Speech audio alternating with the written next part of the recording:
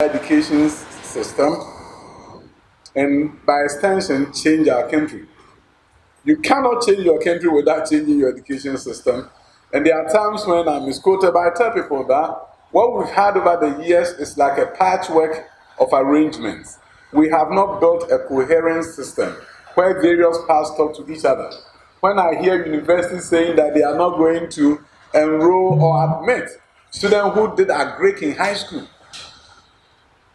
and as a consequence, students don't want to do agric in our high schools. Last year, no student chose agric as Aquinas Senior High School.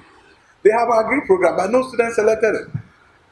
Across the country, a number of students are not selecting agric because if they do agric in high school, the universities are not accepting them because the universities are saying, we don't need you to do animal husbandry and all those things in high school. We don't need you to do horticulture in high school. Just do your agric science and chemistry and biology and come, and we'll make you an agricultural scientist. Because our intent is not to make you an agricultural practitioner. But how did we get to a point where high schools were able to change their curriculum without talking to universities? Yeah. It doesn't make sense. So when I say that we don't have a system, that's what I mean. You should not be able to change your high school curriculum without some kind of consensus with universities. And how do you change your high school curriculum without consensus with industry? How do you say, I'm going to offer visual arts? And that visual arts curriculum, if you do it, you'll never be able to become engineer in Ghana. But I recognize that visual artists are the most creative, imaginative, and talented people that we have. And you go to most of the high schools, they say that they are the ones who are not smart enough. The most imaginative person who can look at you and draw bridges and draw cars are not smart enough. Went to a university, All Nation University, and they were doing actually it was a science exhibition, and there were various exhibits, very interesting. One kid had designed a robot that he believes can go through areas where there have been major natural disasters, like buildings have collapsed, and that robot can go through the debris and be able to see if a human being is buried there so that they can be rescued. I was just curious. I asked him, what are you doing in high school? And he said, visual arts. So I turned to the dean and asked the dean, you want to tell me that this young man will never be an engineer in Ghana? He said, yes, he will never be. Now I'll say the joke of a visual artist who had a dream one day and God was talking to him and he said, Kojo Mensah, you are ordained to be the best engineer in the world. And Kojo Mensah says to God, God, you don't know me, I'm doing visual arts. But this same student who is doing visual arts will go to America and he'll come back an engineer, he will come back a medical doctor. I have a nephew who did sociology, first degree, and now he's a medical doctor in America. We have to begin to look at our curriculum and begin to look at how we can break down the barriers that is preventing us from getting our best and brightest in the right places so that we can transform our country. So when we talk about changing the curriculum of Ghana, we're talking about how can we do things differently? How can we truly create a system of education? If for the first time that we know that a student is doing well or not is after 11 years of education in this country, we don't have a coherent and effective system that can transform our country's education system. Why do I say that? The first time the country knows if students are doing well or not is like junior high school, BEC, right? And that is after 11 years of education. So if that child is not good, what can you do? That is it. Then what you do is say, let's bring a cutoff point. Cut off. Let's cut those kids off so that they can't go to senior high school, public senior high school. And if their parents can borrow some money, they can go to a private senior high school. And Anando Dankwa Akufo-Addo brings about free senior high school and say there's no cutoff. Every child should go, and people are up in arms and say, how dare you eliminate cutoff? Cutoff is what allowed the kid to fear us as teachers, so that they will listen to us when we are teaching. How dare you eliminate cutoff? You cutting off the poor from opportunity and you are happy about that? Those children that we are cutting off and have been cutting off over the years were the ones who went to our public schools. And then we say to them, you don't have a place. After you've gone to our own public schools and you had aggregate 28, you don't have a place in our public senior high school. And therefore, you can't go to our public school, we are cutting you off. That's the easy way of solving a problem. We believe that there should be national assessment, and that should not be after 11 years of education. From primary 2, students should be assessed to know if they are proficient in English and mathematics. And then moving on to primary 4, there's a national test comparable to the BECE where everybody is assessed. We begin to realize that this school, the students are doing well or they are not doing well, and therefore there's the need for intervention so that we can get them up to the grade level. So when you assess all primary 2 students and you realize that the children at Winneba DA at primary school are not doing well, then you have an intervention program. You support the school with resources. You give them some expertise so that they can intervene to make sure that they take the whole primary 3 to do the intervention. You test them again at the end of primary 4 to really see are they moving up or they are not moving up. Then primary 6, there's another assessment. If we want our schools to become first class, we have to look at how other systems have created first class schools. So the transformation we are talking about in the education system is to ensure that we are dealing with access. Access, as most of you know in education, is the number one thing countries deal with. Open the floodgates of education for everyone to go. And in Ghana, we are the first country in the world to bring about access that includes free boarding school. The fact that we are paying for children to stay in school and eat 3 meals a day, it's never happened anywhere in the world. But the president felt strongly that we don't have high schools everywhere, and therefore we need to make sure that every child has an opportunity. So if you look at our junior high school transition rate, 2016 it was 48%. 48% to senior high. Now we are going to about 85%. That we are getting more students transitioning from junior high to high school.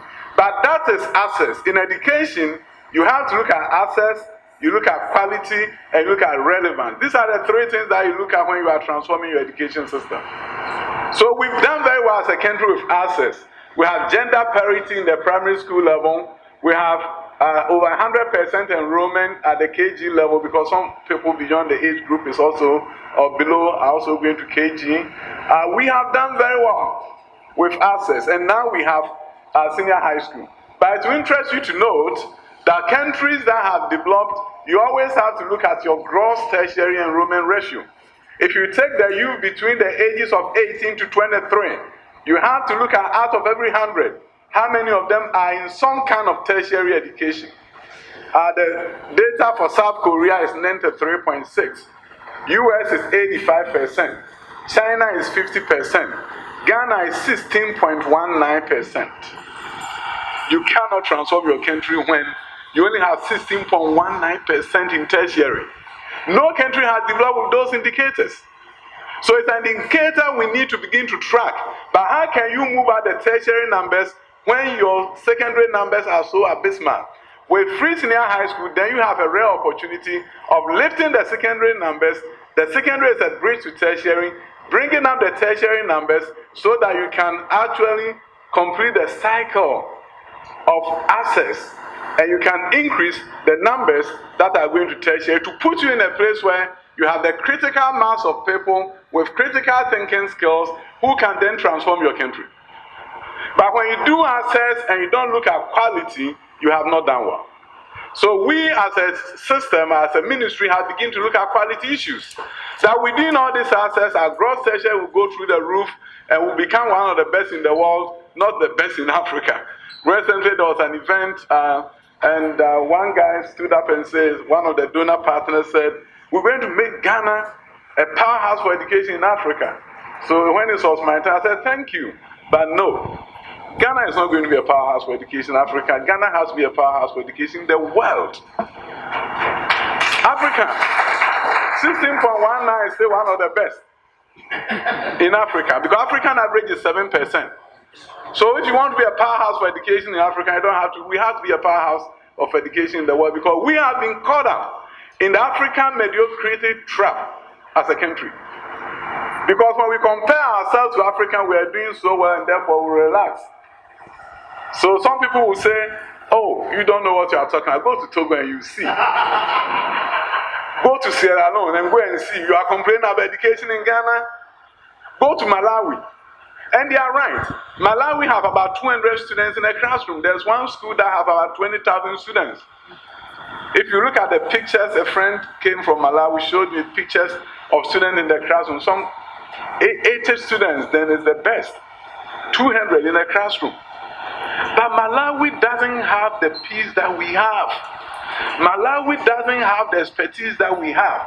Malawi may not have a University of Education, Winneba. So why should we compare ourselves with them and feel complacent and be happy that we are Ghana and we are doing well? We should rather be challenging ourselves with the idea that we can be like South Korea, because in 1960, our per capita income was higher than them. Now they are ahead of us. So we don't have to be caught up in the African mediocrity trap that says to us that compare yourself to Sierra Leone and feel good because you are way ahead of them. We don't have to be complacent.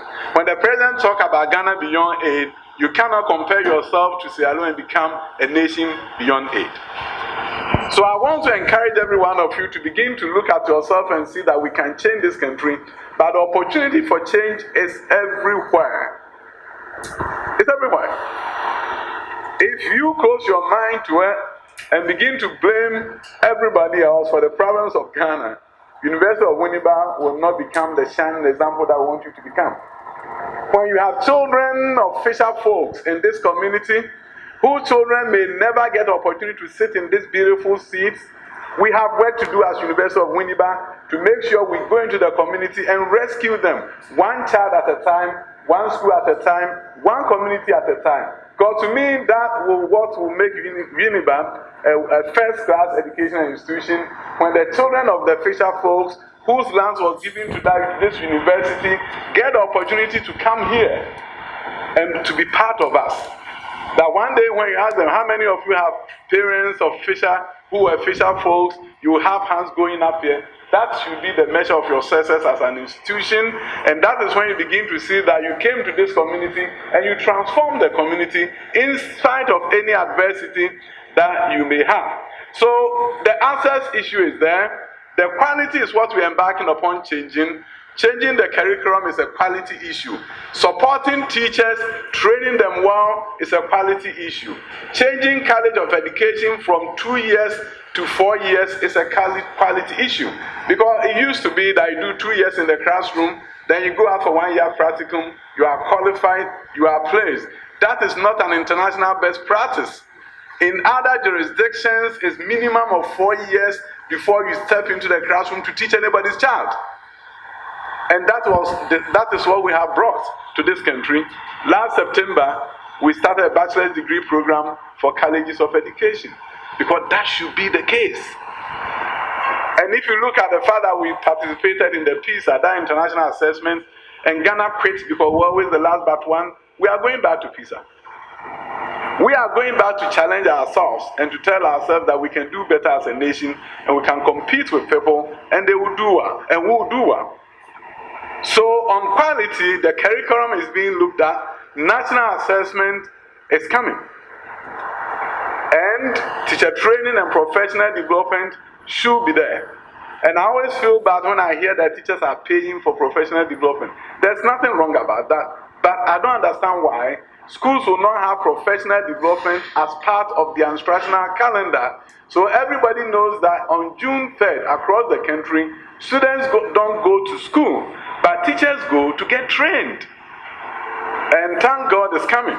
And Ghana Education Service is going to institute that, so that there are days set aside as part of the school calendar where teachers across the country get training at their various schools, at their various districts, and at their various regions. That is an international best practice. And we need to do it here. Then when you deal with quality, you see that it's a progression. In countries that have developed, you deal with access, after that you look at quality, and after that you look at relevance of your education to the needs of your country. But we have the time. Ghana does not have the time to look at, now we have access, let's do quality, let's do relevance. So now that we have access through the leadership of Nana Addo Dankwa Akufo-Addo, we are tackling quality and relevance at the same time. The whole idea is to ensure that we can leapfrog as a nation. The research is showing, and yesterday we were shown that by Brookings Institution, that it's going to take 126 years for the education systems of developing nations like ours to catch up with that of the developed nations. 126 years. How many of us will be alive? So we can't do that. The only option is for us to leapfrog. So something that we're doing in 20 years, we want to do it now. So you look at free senior high school and people think of it as a political thing. No. From an education standpoint, it's not a political game. It's about how do you transform your education system without waiting for 20 years. Because when we took over government, the research we found was that it was going to take 20 years for us to build all the schools so that you can implement free senior high school and bring everybody on board. Now, if we waited for that, every year we're going to have 150,000 students who will be on the streets, not because they did not qualify, but because we didn't have seats for them, and we'll go behind closed doors and have a cut-off point and cut them off. They are past no way, they are sitting in their homes, they don't know that we've done anything to them, and those of us who know what we are doing go and sit comfortably and sleep in our homes, and continue to build homes that are prisons. There's burglar proof everywhere. Because that poor kid that you cut off will one day come and knock on your door, and they want to get inside your room, and therefore you have your burglar proof to prevent them from coming. But you cut them off in the first place. And when they have anywhere to go, where do they go? They come to you. So when you don't educate 150,000 youth and push them to the streets selling dog chains, you're not going to sleep well. If you want to sleep well, let's educate them. They are our children too. Number of us are here, and our children will never suffer the fate of the 150,000. But they are our children too. If we don't deal with them when they meet us on the street, life is not comfortable. A friend of mine in Accra was passing by, and the kid was begging, "Give me money." And he was in his Land Cruiser, so the child assumed that he's a politician. So he didn't give the kid the money, and the child said, "You are the cause of our problems. You the politicians, and I'm begging you for money, you won't give me money." Brothers and sisters, we have a rare opportunity to change this country. But there's a human face that we have to look at. Imagine that child on the street who doesn't have opportunity. And you want to say that double track is bad without you even being educated about it. Double track, I worked in America. That is how I got my first job after being a substitute teacher. That was when California was actually changing their high school from 3 to 4 years. But even in America, they didn't have money to build all the schools. And therefore, they created what they call year-round schools, where students will be going in the same way we've arranged our double track schools. And therefore, they could enroll more students until such a time that the state will get the money and build the schools. It took them 10 years before they started building the schools. And I taught in a double track school, what we call double track here, for 10 years. And hell did not break loose. Quality did not suffer. The students were able to work and got better because we gave them a longer school day. So the number of instruction hours was even better under the double track, and that's what we do in Ghana. Under the traditional system, under the terms, students spend 1,070 hours a year with teachers. And at double track, they spend 1,120 hours. So why would you tell me that that system is worse? I have a friend in Fancy who called me and said, for the first time, I'm going to finish my syllabus. Because now, my period is an hour and not 40 minutes. But somehow, we are clouded by politics. And we begin to think and look at everything through a political prism. And therefore, whatever good MPP does is bad. And if you are NDC, Wherever good, MPP, wherever good NDC does is bad. We are not thinking about the youth of our nation. I always tell people that as an educationist, I will not look at education issues from a political prism. If my party was doing something education that was not right, I would tell them. And I believe that my minister and my president will understand that we don't have to do that. Education cannot be toyed with. So when the NDC brought about private registration of DEC students, it used to be that if you fail, you go to your school and register, right?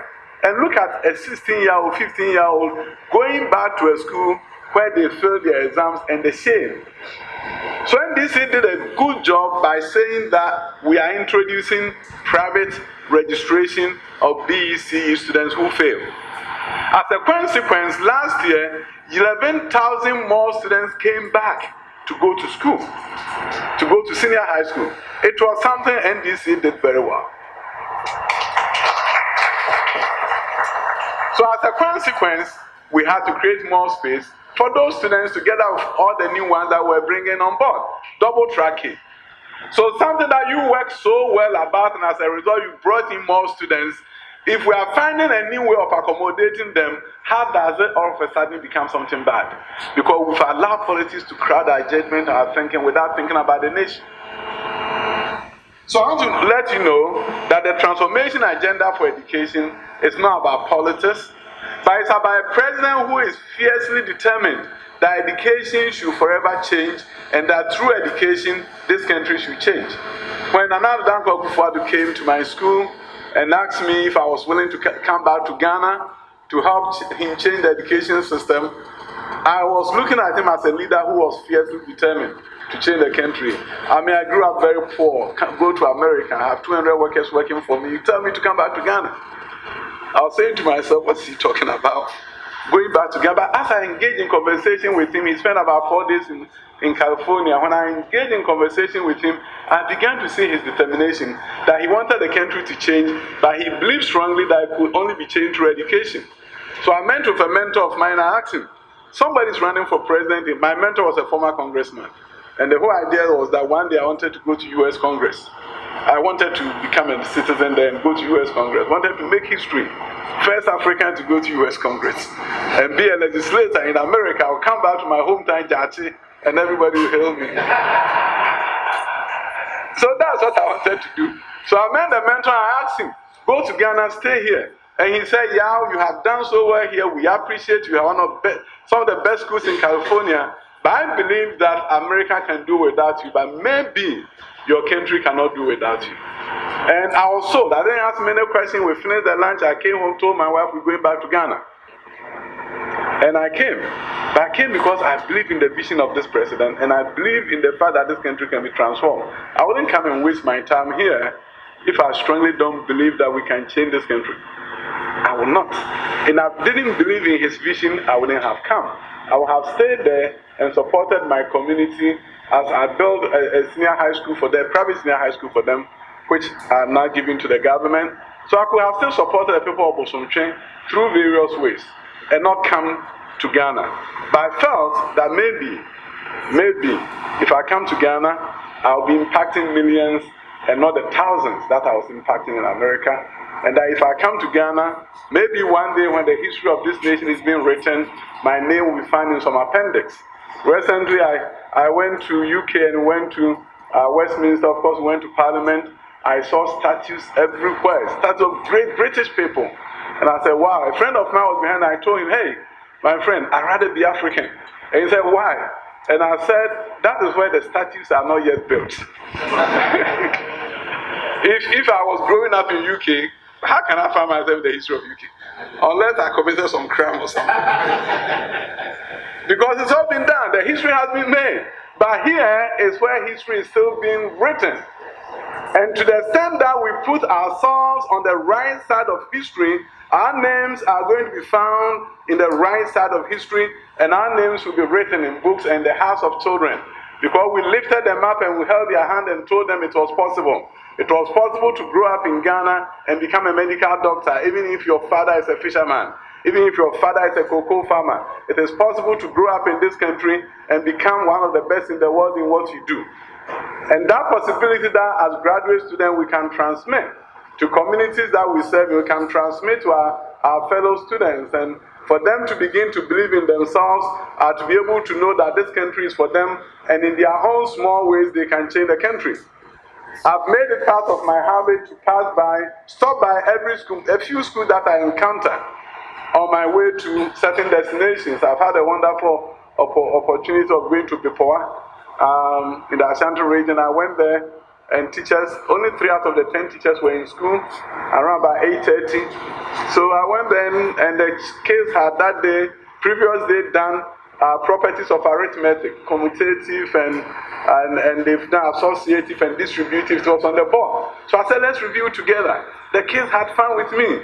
I taught them, and about 9:30, the superintendent, the district director was passing by. He saw my car, he stopped, he came apologizing as to why the teachers are not there.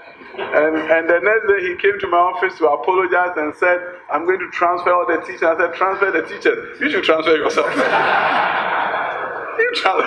You are the district director. The teacher didn't go to school because poor supervision, and you want to transfer the teachers. I said, don't transfer them, train them. And I asked him, are you commending the 3 teachers who were there? Are you giving them recognition for being on time? He said, oh, I haven't thought about that. So we created a system that revolves around punishment and not recognition, and not lifting people up. Students who are doing well in front of you, don't commend them enough. You always spend 90% of your energy on the 2 bad kids, to the detriment on the 28 good kids that are sitting in front of you. And we have to begin to take a look seriously as to how we look at relevance as university institutions. You see, many years ago in the 1980s and early 90s, people thought that tertiary education was a private good. You go to private university for yourself. And that is why in those days, during the Rawlings regime, when we were in the university with my colleague who is the registrar, he did learn economy. He was 1 year my junior. And those days, universities were shut down because they wanted us to pay, because university was for private good. Now countries have come to realize in the 2000s and late 90s that universities are for national good. And if you look at what happened with the Embraer aircraft, Brazil, it's a product of a university that was set up in partnership with MIT. And they invented the Embraer aircraft, and it's everywhere now, from a university. Malaysia, their university invented medication for typhoid. Palestine, even in all the chaos, they brought about 4-year college of education, and the education system therefore got transformed. Universities are for public good. And we have to begin to look at ourselves as being here for the country. But we cannot be for the public good if our programs are not relevant to the needs of our nation. If we are not creating first-class teachers, how can we transform our education system? If we are not creating programs that solve challenges in the country, how are we changing the country? So if you set up a program, you want NCT accreditation to approve, but when you do analysis, you really know that the kids cannot either create their own jobs out of this, and they will not get a government job. There is not a course that you ought to offer. In other places, they've created what they call labor observatory. They are tracking university graduates to find out how long it takes for them to get a job, and ranking universities as a consequence. I believe we need to do that in this country, so that if I'm a parent and I'm sending my child to you to do a course in education technology, I know that there's a 60% chance that they will get a job, because your products are so good that everybody wants to hire from your university. Your university graduates should be so good that companies will call you and say, can we recruit? And you say they have not done national service, and then you get a waiver from national service so that the people can go directly and work for the schools and work with the companies, and a waiver from national service. We should be inviting companies here to recruit, school districts here to recruit, Ministry of the GS, you tell them we have the people. Because last year, we thought there was a shortage of physics teachers, right? Most of our classrooms across the country were not filled with physics teachers. Now, somehow you have not invited them to come and see the English graduates that you are producing. You have not done a job fair for us to know who you have.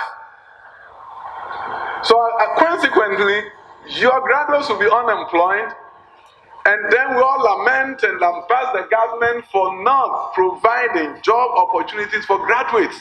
But what happened to the role of the university in academic counseling? What happened to the role of the university in doing job fairs so that students can meet face to face with their potential employers?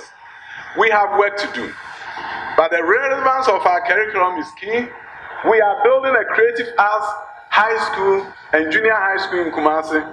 We are about to award it on a contract, and we are going to involve your school. What we decided to do under the leadership of the minister, had a discussion with the minister and said, Minister, we need to bring all the people in the creative arts industry to the table to help develop the curriculum for the school. And he said, go ahead. So we set up a committee, and with creative arts practitioners, we have the music guys at the table, NAPTI, the school. We are getting you, your creative arts school. All the university have people at the table. We're designing a top-of-the-line creative arts program for high schools, and also we have one from KG all the way to junior high school. And at the high school, students will audition into the school from various parts of the country to come to the creative arts school in Kumasi. And those are the ones who are going to change Kumawood. They are the ones who are going to give us movies that will not make you sad when you watch it to the finish. A friend of mine has, his wife is so much into Kumawood movies. One day he came home from work at America and the wife was crying. And he said, Coach, you have sent a number. What has happened? He said, I watched the movie, it was so sad. Why should we be saddened with only sad movies when we can watch movies that empower us? So that we can know that we can do some big things. What happens to the African Superman who appears and every bad thing changes to positive? In our case, our Superman in the movies are the Juju man who comes and kills. So that will be sad. What happened to the Superman who comes to redeem? Who comes to make impossible possible so that we can begin to believe in ourselves that we are not a basket case, and that through our movies and other music and other things that we do, we are fully empowered to bring about the transformation that we need. We are looking at the relevance of the curriculum. That is why the Creative Arts Senior High School is coming. We have some of them in Los Angeles that we are modeling this after. So you know Hollywood, they pipeline. We are pipelining, and through the pipelining, we begin to change the country. We have science schools that we are building. We are awarding them for contract by next year. Brand new science schools will be under construction, focusing on STEM, especially bringing more girls to school so that we can change the narrative of this country. We can't talk about the fact that we want to make sure that more of our graduates goes into the science. I think the universities have a target, right? And I look at the targets with due respect to my senior prof, and I say, Prof, how is this going to be possible? Prof, it's not going to be possible because the majority of the students in high school are not doing science. And you've told them that because they did not do science, they will never do science at the university. We are not opening our minds to the fact that we can create an access program that enables our students to do engineering.